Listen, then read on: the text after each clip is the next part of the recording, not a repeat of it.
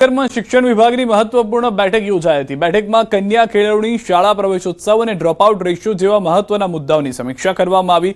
ઉપરાંત ભારત સરકાર દ્વારા ગુજરાતના શિક્ષણના મૂલ્યાંકન અંગે પણ ચર્ચા થઈ હતી।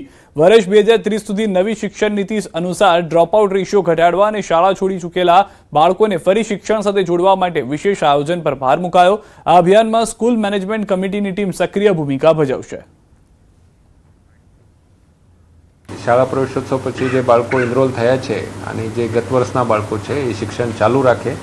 અગાઉના કોઈ બાળકો કોઈ સામાજિક આર્થિક પરિસ્થિતિ અથવા નૈસર્ગિક આપત્તિના લીધે શાળામાંથી અત્યારે ડ્રોપઆઉટ થયા હશે તો એ બાળકોના પણ વાલીઓ સાથે સંપર્ક કરી સમાજ આગેવાન અને એસએમસીની મદદ લઈને આ બાળકો પણ પુનઃ શાળામાં આવે એ માટેના પણ પ્રયાસો હાથ ધરવામાં આવેલ। પલ્સ કંપનીના રોકાણકારોના નાણાં પરત મળવાના મેસેજ વાયરલ થતા રોકાણકારો દોડ્યા। મોટી સંખ્યામાં રોકાણકારો કંપનીની ઓફિસે પહોંચ્યા હતા।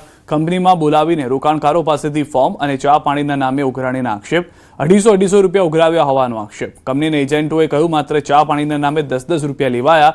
હાલ માત્ર રોકાણકારોના સર્ટિફિકેટ અપડેટ કરવાની કામગીરી કરાઈ રહી છે। જોકે કંપનીના કોઈ સત્તાવાર અધિકારી કે કર્મચારી સ્થળ પર હાજર જોવા ન મળતા અનેક સવાલ ઉઠ્યા। પલ્સ કંપનીમાં બનાસકાંઠાના અનેક લોકોના ફસાયેલા છે નાણાં।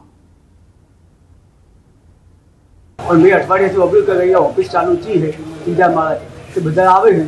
હું જો મારા 40 ખાતા છે, હજી સુધી કોઈને રૂપિયો આવ્યો નથી એવું મને જોડ કરી નથી કોઈએ કે મારે ખાતામાં પૈસા આવ્યા એવું મને કોઈ કીધું નથી।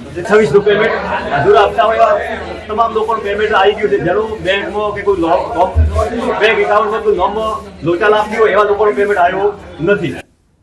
તો હાલમાં જે દ્રશ્યો જોઈ રહ્યા છો આપ તેમાં સ્પષ્ટ છે કે એજન્ટ તરફથી દાવા કરવામાં આવી રહ્યા છે, પરંતુ જે લોકોએ રોકાણ કર્યું છે તેઓનું સ્પષ્ટ કહેવું છે કે 1 પણ રૂપિયો ખાતામાં આવ્યો નથી।